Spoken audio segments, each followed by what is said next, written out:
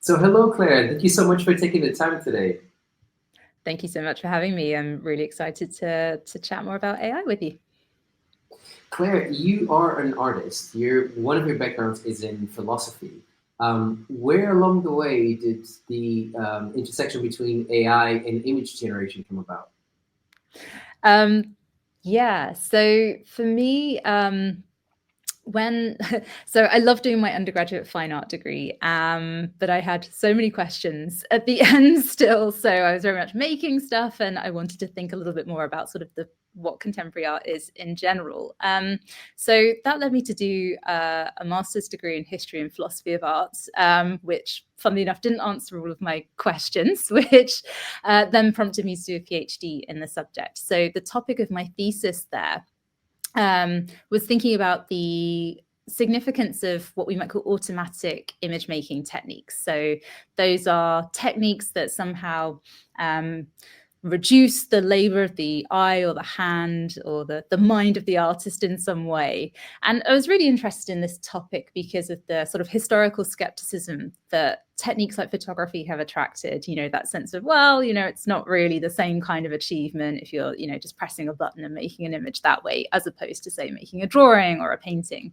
So one of the things I was interested in are those contingencies where actually, this is not all sort of manual mark making techniques are so sort richly embodied as we might think, or need all of that sort of, intentionality present throughout the image making process. So I was really interested in, sort of looking at methods like making rubbings with drawings or making sort of prints from natural objects, and sort of being able to contextualize this in a wider history of automatic image making techniques and thinking about where their artistic significance lies. And, sometimes in virtue of our artistic goals, it makes sense that we actually have to sort of take a step back and allow natural processes or, mechanical processes to happen to realize certain artistic effects. So this thesis came to a head. It finished in 2019, which is exactly the point when suddenly we had this explosion of generative AI, particularly at this time with generative adversarial networks. So I was very lucky that I was able to just slide straight into that and leverage some of the work I've been doing on automatic image making techniques more broadly. And within my own art practice, I largely draw from photographic sources. I'm really interested in those sort of acts of translation and what happens when you recreate something through a very laborious process, where you sort of, get a sense of the entirety of the image sort of mark by mark. And as I was doing a bit of research for a paper, I was invited to write on the topic of generative AI. I came across some train your own GAN style models. So I started putting some images in that, and that led me to start to recreate those images through drawing. So there's always been this lovely sort of crossover between the sort of philosophical work and the artistic work I've been doing. You mentioned the topic, by the way, by anyone, if there's anyone interested, the title of your thesis was on the significance of automaticity in image making practices. Is that correct? That is correct. Yes. Thank you. And then you mentioned on intentionality, which is such an important factor because a lot of the value which is derived from artwork is based on the intentionality of the creator, right? How can we assert the intentionality in the use of algorithms? In other words, So for anybody generating images and creating art, a lot of the criticism from the public, right, comes from the fact of the lower the agency of the artist, potentially the lower the intentionality. How can we strike a balance between those two? So yeah, that's a really good question, and I think it requires us to maybe slightly rethink how we understand intentionality to operate through certain agentic processes in relation to art making. So one of the things to come out of my thesis was this notion of creative agency as being a form of executive agency, and by executive agency we mean agency that is concerned with future-oriented acts, things that may happen over time, not just sort of immediate sort of acts that an agent might themselves do. And I think that, part of what it means to sort of control your media or your processes in art making is not always that sort of hands-on direct intervention where, you might be, as I do in some of my own work, you're sort of building up mark by mark with your hand. Sometimes it can be the case that you're controlling processes by monitoring them or by guiding them, rather than having that sort of very direct intervention. So some examples of this might be an artist like Ian Davenport, who creates these sort of drip paintings, and there is a point where actually if he intervenes, they're not drip paintings anymore. They have to be allowed to sort of work according to the dictates of gravity. So, for this, he's able to exercise intentionality in creating these works by syringing just the sort of right mixture of sort of liquid paint at the top of the canvas and then tilting it just at the right angle. And so obviously then there's a bit where he just has to sort of let gravity do its thing. But, there's clearly a lot of control behind the process of setting up for that, allowing for that sort of chance moment to happen. And then, at the end, it may be that something hasn't quite aligned with the sort of goals that maybe he had to start with, in which case he doesn't have to keep the work. He can keep on going. Art is a very iterative process. And so, it's through those kinds of acts that I think that you can exercise the relevant kind of intentionality. Because ultimately, when we think about sort of art making, at least according to my view, we're concerned with someone who is able to autonomously formulate artistic goals relating to, for instance, the sort of form of the work, and what kind of processes will be sort of, most appropriate to realize these. So this is an artist who is clearly, through much experimentation, arrived at this process that he's able to sort of know will realize his artistic goals by executing them, in this case, by being a little bit more hands-off at certain stages. And I think that can be precisely the case in AI image generation.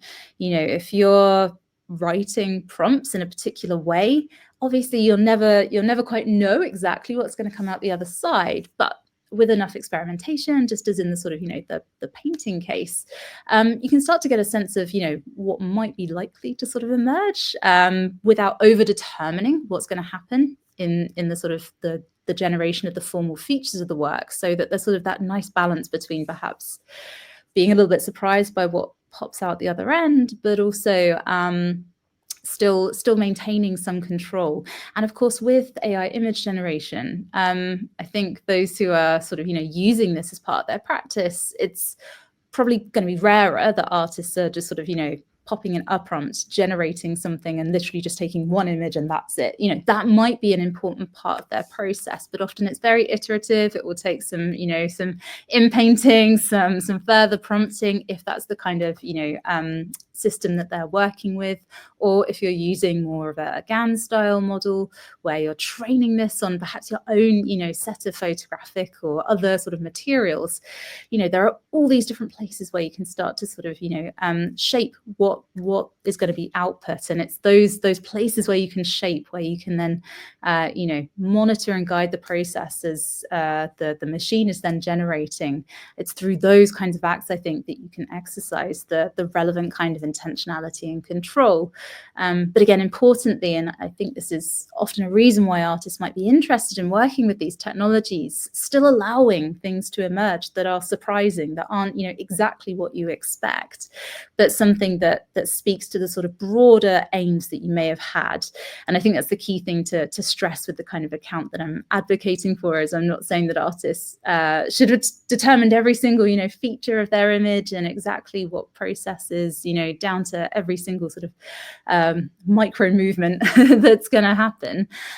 But broadly knowing, for instance, I'm going to be working with a particular form of AI image generation, and this is going to be appropriate to realize this kind of goal. This is going to help me to sort of, investigate this particular phenomenon because, maybe I'm interested in sort of thinking about what a collectively shaped data set, spits out in relation to this particular subject.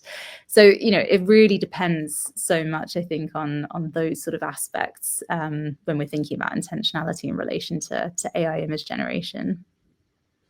That's such a great answer, and it opens so many other questions. But one of the things that you mentioned on agency relates with one of my main interests, which is on value. So one of the criticism of the public towards the use of AI is that the more you use it as an agent for cognitive offloading to do tasks that you no longer need to do, that has a negative impact on value. But in some of your writings, you draw parallels with other technologies, like for example, the photograph cameras, right? Which also takes agency from photographers as well, and not necessarily that impacts the value of the photography. Can you draw parallels between AI as an independent agent or as a tool that allows for cognitive offloading, and how we sort of have always kind of done this with other forms of technologies? So when we think to the photography example, one of my favorite cases is the work of the photographer Vera Lutter, who will often make these giant sort of pinhole cameras where she leaves these enormous sheets of photosensitized paper in situ for days. And she describes her role as being like that of a choreographer. So she sort of sets up the scene and sort of, has everything sort of arranged so that it sort of, moves and dances sort of almost around these photosensitized materials, as in a particular work called Zeppelin, where she takes a hanger as the pinhole camera, essentially. And what she wants is to invite actually those unanticipated moments. This is, a way of realizing for her sort of some of the artistic values that come potentially with this form of image making, where actually, you might not know everything that's going to happen, where you can just allow sort of chance and thing and life to sort of, unfold before this piece, in this case of photosensitized paper. But that doesn't mean that she's, sort of completely absolved herself of all responsibility for what happens. Obviously, she picks a particular location with, a particular size of paper and left it there for a particular number of days in this case, that resulted in this semi-translucent Zeppelin, because for 2 of the 4 days that the paper was being exposed, the Zeppelin was out being tested. And so, I think that's a wonderful case where an artist is exploring something about the world, and actually it's by virtue of sort of not intervening, of having that sort of that offloading, that you sort of get to glean some of the benefits of engaging with that.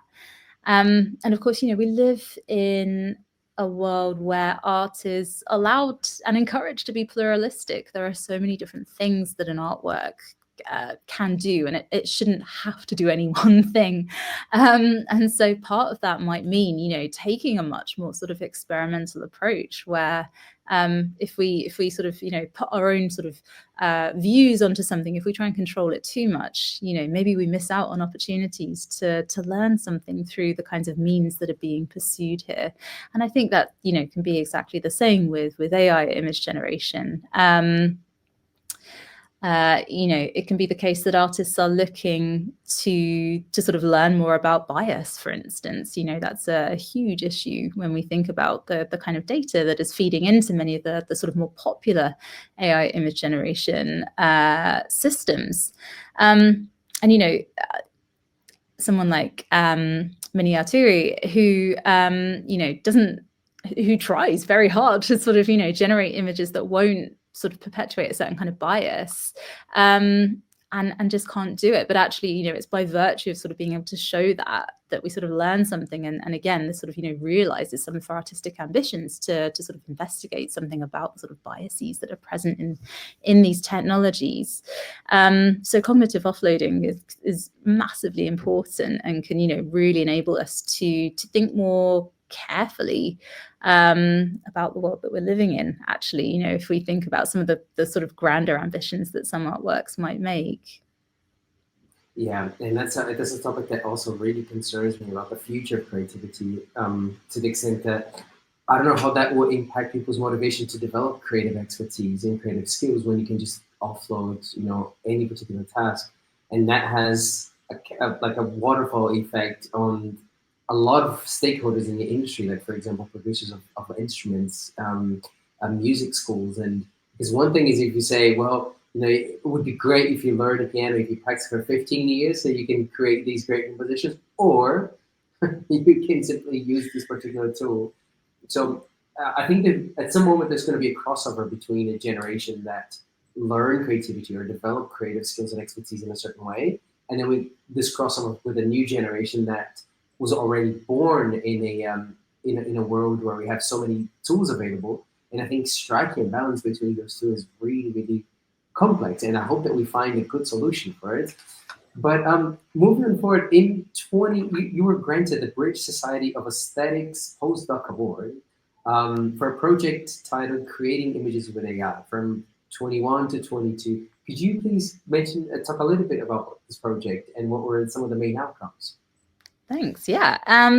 So for that particular project, I was really interested in tackling sort of three broad areas. So first of all, I was interested in thinking precisely about that creativity issue. What happens to the creativity of humans in the context of a world increasingly sort of filled with generative AI and potential ways of using this? So one of the outputs of that particular strand of my investigation ended up in your collected volume, and In thinking our about, collective volume. yeah, of course, and was really thinking about sort of how constraints can be a really valuable tool for creativity, and that what it might mean to sort of model what we're doing after the work of others. And I think something that I really want to sort of drive home in that particular chapter is the sense of we risk a lot if we try and abandon sort of artistic practices and learning from making as well, just sort of making from the materials that we might be putting into our data sets. If we don't sort of continue these and think about the kinds of artistic values that they enable us to sort of unlock. And one of the biggest risks I think I've sort of identified in there is the potential for oversimplification of value. And picking up on that sort of last comment that you just made,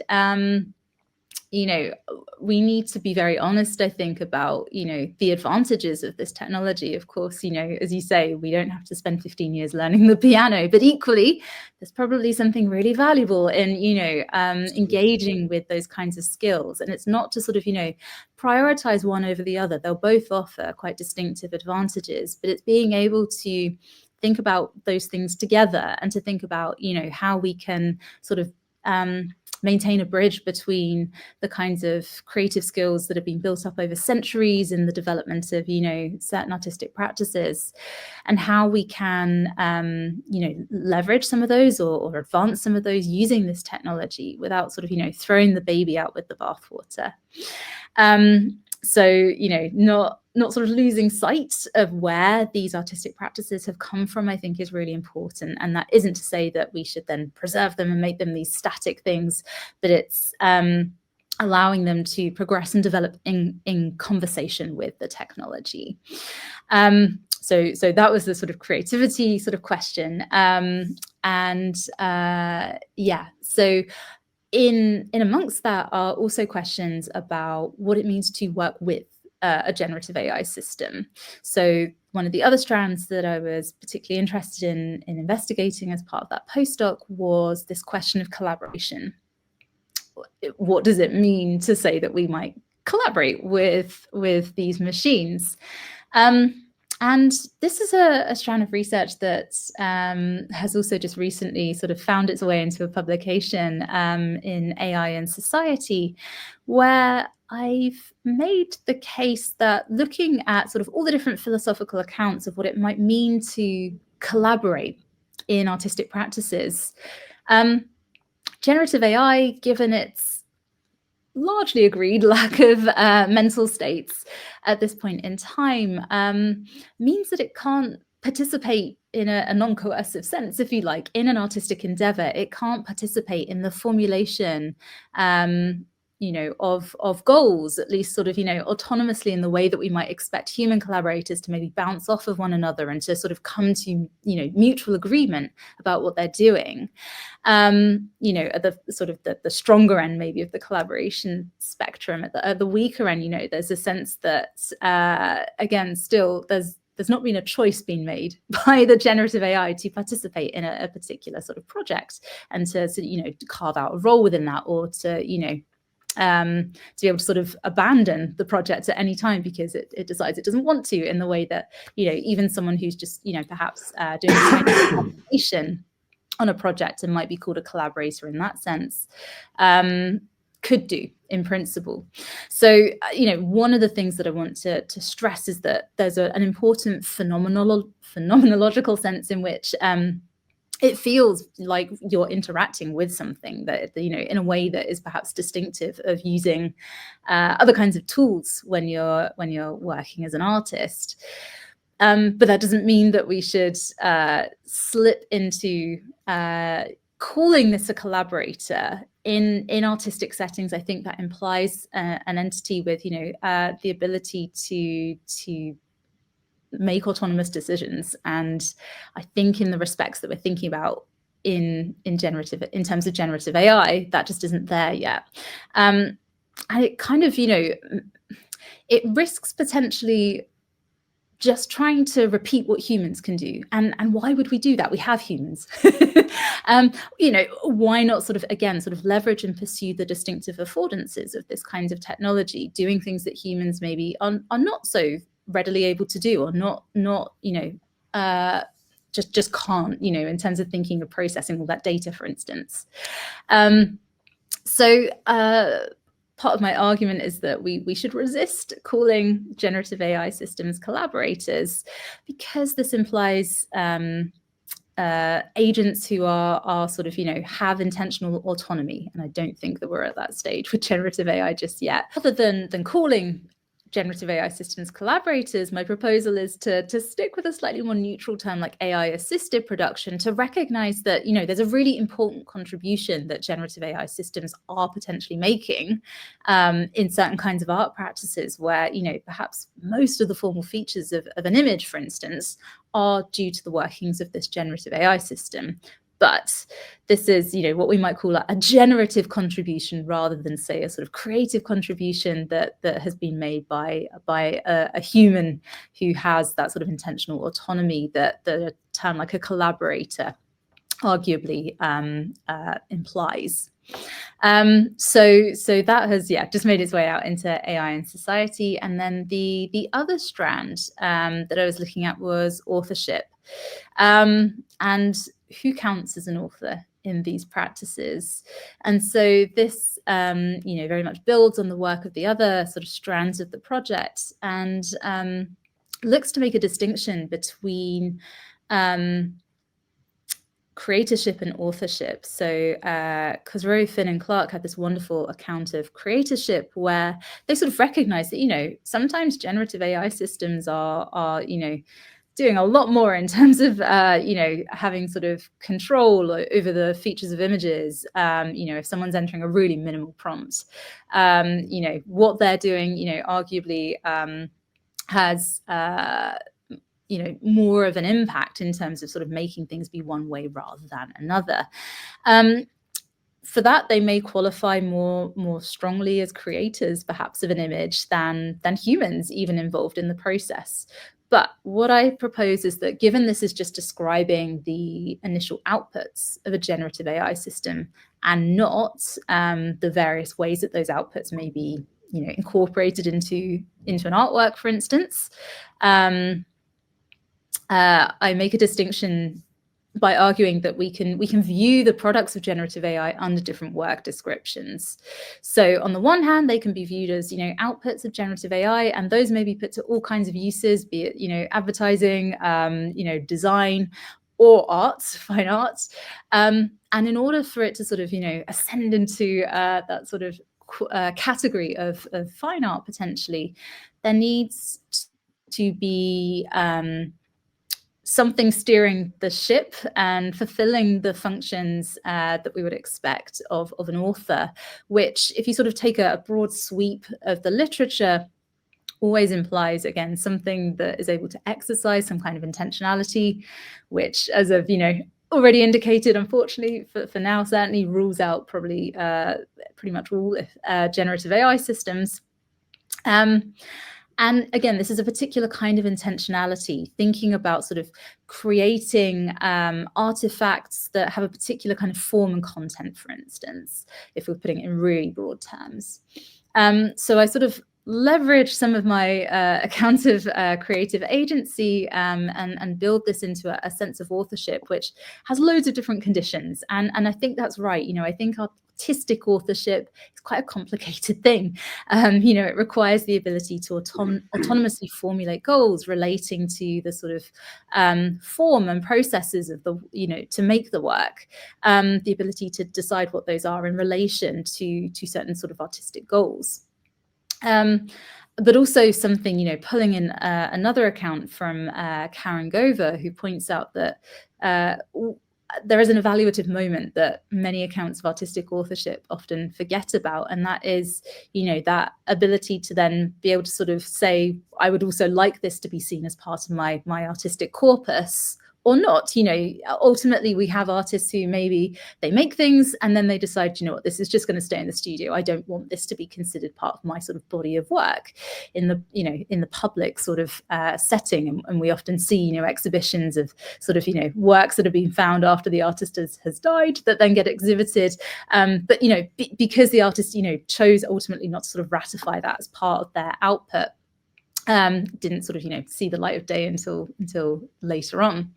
So, it's the ability to make all of those kinds of decisions that sort of qualify someone as the author of an artwork. And looking at various sort of case studies, I make the argument that, with someone like Alexander Rubin, who's doing some really interesting work where he's, really putting a lot of this onto the machine to make, to come up with a description of a work, to then send that to a workshop for people to paint that description and, the image that has been generated from that.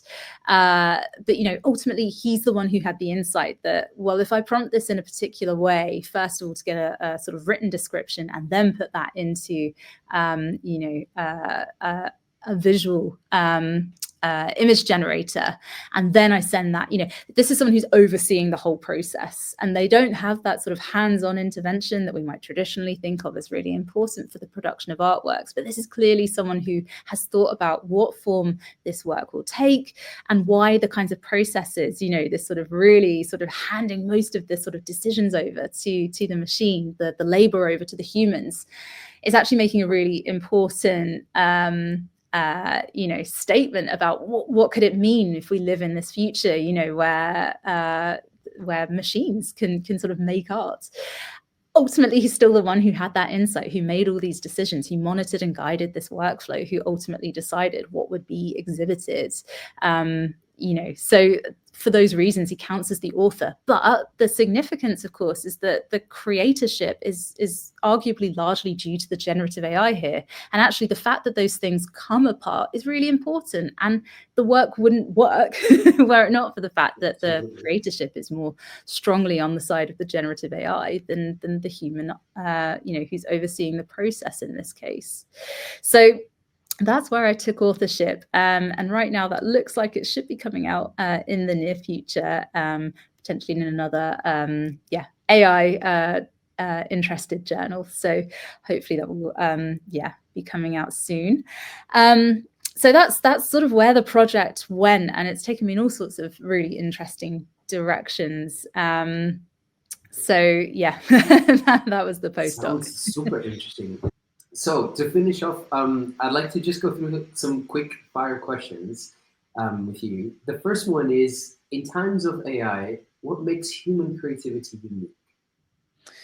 Oh my gosh. I think the ability to deviate from structures is really important. And it's not that generative AI can't do that, but it's in very much more a constrained sense. I think with human creativity, it's being able to tap into the wider world and to have that kind of autonomy to be able to make anything that you want from that. What would you say, what would be your message to human creatives that are somehow concerned or skeptical about the rise of AI in creative fields? I think be careful of attributing the same motivations to everyone using generative AI. The recent debacle about the Christie's auction revealed that there's often a tendency to ascribe certain commercial interests or to assume that every artist is using the same kind of generative AI when many have not. They've often, trained their own models. They've, tried to use this in a much more critical way. I would suggest that we carefully distinguish between those are acting out of genuine, what we might call artistic reasons, those who are interested in genuinely progressing the story and questions about art versus sort of, corporate entities who stand to benefit maybe a little bit differently from this. Now, not necessarily related with AI, but to finish up, what would be three artists that have most influenced you in life? Could be musicians, painters, related with AI or not? With AI. With AI or not. With AI, though, Anna Ridler and Sophia Crespo, there's two immediately who just have the most wonderful exploratory practices that really carefully consider what this new technology means in relation to other forms of artistic practice, other forms of image making. And I'm just always in love with what I see whenever they have new work. And the other artist who recently has really made a mark on me is Emma McNally, who uses drawing and this very embodied practice to just question all sorts of hierarchies and structures about how we sort of form knowledge about the world and in the world. And I think just really is an amazing reminder that, one of the many sort of benefits of engaging with an artistic practice is that you can take that step outside of everyday life and its concerns and structures and limits, and you can just think about things and, pursue the question of what if, wherever that may take you. That's a beautiful way to end. Claire, thank you so much for taking the time. I really appreciate it. Thank you. It's been great.